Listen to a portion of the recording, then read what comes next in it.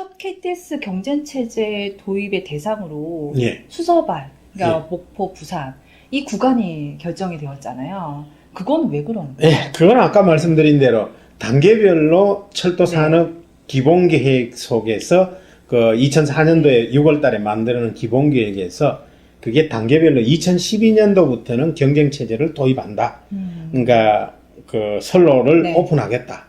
이런 이제 계획이 있었기 때문에 그거를 할 때에 준비하는 기간이 한 3년 정도 걸립니다. 그렇게 되니까 3년 정도 걸린다라고 보고 2015년도에 개통하는 소위 말해서 수서발 KTX가 그 사업의 대상이 되었는 겁니다. 우연히 된 우연찮게. 겁니다. 우연찮게 그 사업이 된 아니 겁니다. 그러면 처음에 경쟁체제 도입하겠다 했을 때는 그냥 막연히 그냥 적자 노선을 그럼 선택할 그런 예, 이제 네. 그게 있습니다. 그때는. 그 이런 것이 있습니다. 철도 네. 지금 공사에서 운영하고 있는 독점으로 운영하고 있는 것도 네. 우리 그 면허 제도에서 이제 문제가 있습니다. 문제가 있다기보다도 우리 사회에서는 처음부터 철도는 어떤 국가에서 운영하더라라는 이런 인식이 있었기 때문에 그거를 대규모의 사업을 하려면은 많은 자본이 필요하고 이렇기 때문에 이제 그렇게 출발을 했습니다만은 우리 자동차 면허하고 똑같습니다. 국가에다가 면허를 신청해가 면허를 받으면은 그 면허를 받은 사람이 어떤 특정 사업에서 운영을 하겠다고 운영 계획을 제시하게 되면은 현재 국교부 장관, 국토교통부 장관이 그거를 인가를 해주게 됩니다. 그러면은 그거를 언제까 어떤 조건으로 하라 이러면은 운영을 하게 됩니다. 그런데 이제 지금까지는 그 철도 사업에 대해서는 돈이 많이 들어가니까 전부 그걸로 그 공사가 전부 다 옛날에 철도청이 다 하고 있었습니다. 그런데 이게 이제는 독점적으로 하다니까 문제가 되고 그런 이제 국가에서 그런 순서를 만들어 가지고 하겠다 이랬는데 그게 우연찮게 나타난 게 수서발이었고 그렇지 않았으면은 철도공사가 운영을 기피하거나 자기네들이 국가에다가 이 노선은 우리가 운영하니까 계속 적자가 늘어나니까 운영을 못하겠습니다라고 국가에다 반려할 수 있죠. 그러면은 그걸 대상으로 하는 것이 하려고 생각을 했고 그 다음에 특정 노선들을 정해서 한번 해보자라고 했었었고 또 한 가지 방법은 뭐냐면 새롭게 개통하는 노선들 그러니까 KTX 아니더라도 예를 들면 앞으로 지금 이제 개통될 노선들이 많이 있습니다만 곧 아마 올 연내에 아마 두세 개가 나타날 겁니다. 이런 사업들부터 하려고 했었습니다. 그런데 우연찮게 수서발이 나타났기 때문에 그리고 또 효과가 국민들에게 가장 클 수 있죠. 임팩트가 클 수 있죠. 그렇죠. 목포랑 부산까지 거의 다 연결되면은 서울역 갈 이유가 없어지는 거죠. 그렇죠. 그런데 이제 수서에서 출발하는 게 목포까지 가는 건 아니고 가다가 중간에서 부산으로 또 갈 수 있고 이렇게 서로 이제 연결되는 거군요. 나눠질 수 있으니까. 그러니까 반드시 목포까지만 가는 게 아니고 부산으로 갈 수도 있고 목포로도 갈 수 있고 서울역에서도 부산으로 갈 수도 있고 목포로도 갈 수 있고 이렇게 다 돼 있습니다. 근데 반대쪽에서 얘기한 게 그럼 수서발 그 KTX는 그렇게 수익이 많이 날 거니까 아니 처음부터 그럼 적자 노선 뭐 태백선이나 이런 벽지 이런 노선을 하지 왜 수서발을 시작을 하냐 이렇게 막 주장하는 거예요. 우선은 아까 말씀드린 바와 같이 방금 말씀드렸습니다만 국민들에게 임팩트가 가장 큽니다. 어떤 연구소에서 발표된 거 보면은 요금이 한 20%까지 싸질 수 있고 그 다음에 또 그 운영하는 쪽에서 코레일보다도 공사보다도 더 많은 선로 사용료를 낼 수 있고 이렇기 때문에 국민들에게 더 많은 영향을 미치고 그렇게 됨으로 인해서 자동적으로 코레일도 그러니까 공사도 그 영향을 받아서 더 열심히 하지 않겠느냐. 예를 들어서 방금 말씀한 태백선이나 뭐 이런 데다 해버리면은 그렇게 영향은 코레일에게 수요가 별로 노력을 유발시켜주는 효과가 적죠. 바로 그런 이유였습니다. 그래서 뭐 지난 5월 23일이었죠. 그 국토교통부가 한국철도 산업을 독일식 모델로 가겠다. 근데 여기에 대해서 딱 발표가 나서 반응이 정말 양갈래로 싹 나눴어요. 제가 재밌는 거는 한쪽은 수서발 KTX 민영 안 한다더라.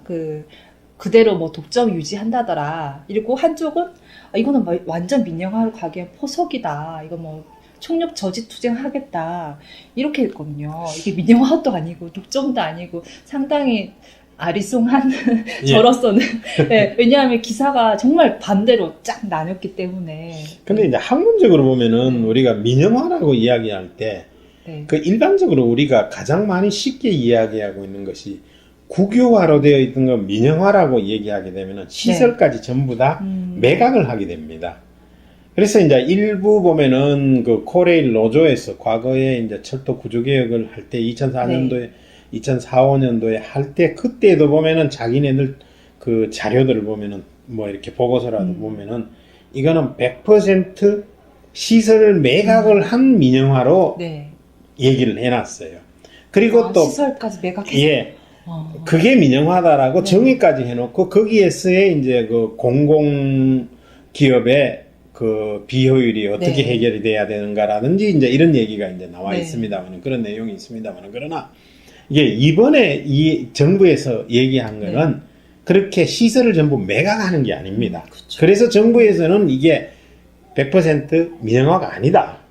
소위 말해서 시설은 정부가 그대로 가지고 있고 국민의 시설로 그대로 가지고 있고 그 시설을 이용해 가지고 효율적으로 운영하는 민간 기업이 되든지 어떤 기업이 되든지 들어와서 하라라는 경쟁을 시키는 예, 경쟁을 네. 기존의 기업과 조금 이렇게 경쟁을 시켜서 자극을 줘서 네. 그들로 하여금 더 효율성을 높여가자라는 게 목표였습니다. 그런데 그게 어떻게 해서 민영화라고 이야기하는지 저도 이해가 안 갑니다.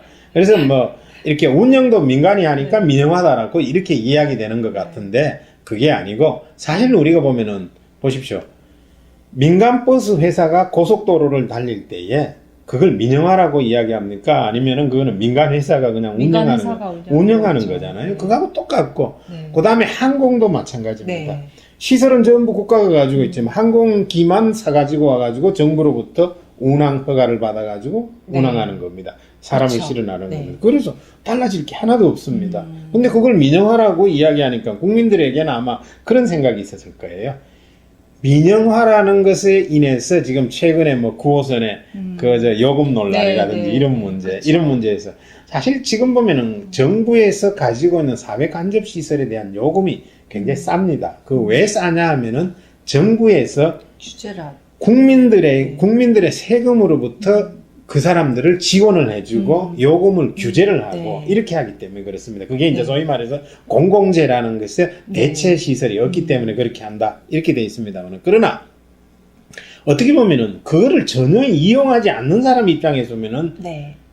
정부에서 지원을 국민의 세금으로 지원해 준다는 게 틀릴 수도 있습니다. 극단적으로 얘기하면은 저 울릉도나 제주도는 철도가 없습니다. 그 사람들이 내는 세금으로도 여기에 지원이 된다라고 생각하면 그 사람들은 우리는 세금 못 내겠습니다라고 거기에 대해서는 지원하는 만큼 그 비율만큼 못 내겠습니다라고 이야기하는 것도 뭐 극단적으로 그렇게 얘기하는 사람이 있습니다만 그러나 네. 이러한 것들이 결국은 우리가 정부가 가지고 있는 것을 어떻게 효율적으로 운영해 가지고 국민들에게 편리한 시설이 될 것인가가 중요한 겁니다. 그러다가 보니까 이 이제 독일식이라는 말이 나왔는데 일부에서는 독일식이 아니다라는 말도 하긴 합니다만 그러나 제가 보기에는 정부에서 독일식이라는 형태도 조금은 이해가 안 가는 부분이 있습니다. 독일 같은 경우에는 시설까지도 전부 다 네.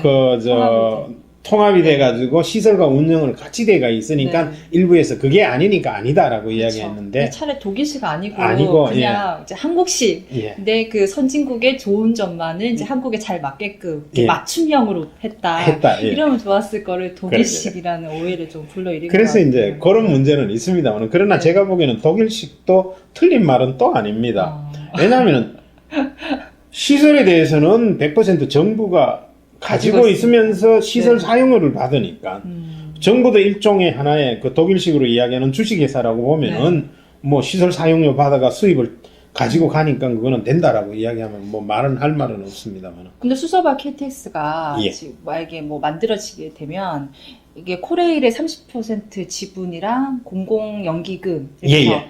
만들어지는 거잖아요. 예, 예. 근데 만약에 코레일이 지분이 30% 넘으면 이 자회사도 공기업이 되는 거죠. 아니, 그 부분은 이제 네. 그 정부에서 원래 그 30% 넘으면 공기업이 뭐 네, 그 네. 법에 의해 저촉을 받아야 되고 네. 제도적인 건 뭐 그런 게 있습니다만은 그러나 네. 그런 것보다도 이거는 완전히 코레일의 자회사 형태로 코레일이 지주 회사가 되고 네. 자회사 형태로 되면서 이 회사가 독립적으로 운영하게끔 한다. 이렇게 되어 있습니다. 그러니까 우려가 코레일이 30% 넘게 그런 지분을 가지고 있을 때 예. 이게 과연 이 관여를 그렇죠. 탈 것이냐.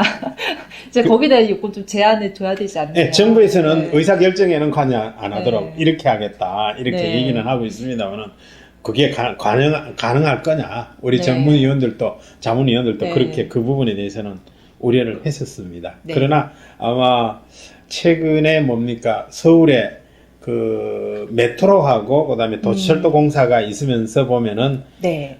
동일하게 두 개 회사가 있어서 비효율이 있습니다만은 그러나 그 속에서 시민들은 그 어느 한쪽에 좀 깨끗하고 뭐 이런 부분은 경쟁 안 보이는 쪽에서 경쟁을 하는 것들은 우리가 노릴 수 있지 않겠나라는 이런 것들은 또 정부에서 생각하고 있는 네. 것 같습니다. 정부가 아주 복잡했을 것 같아요.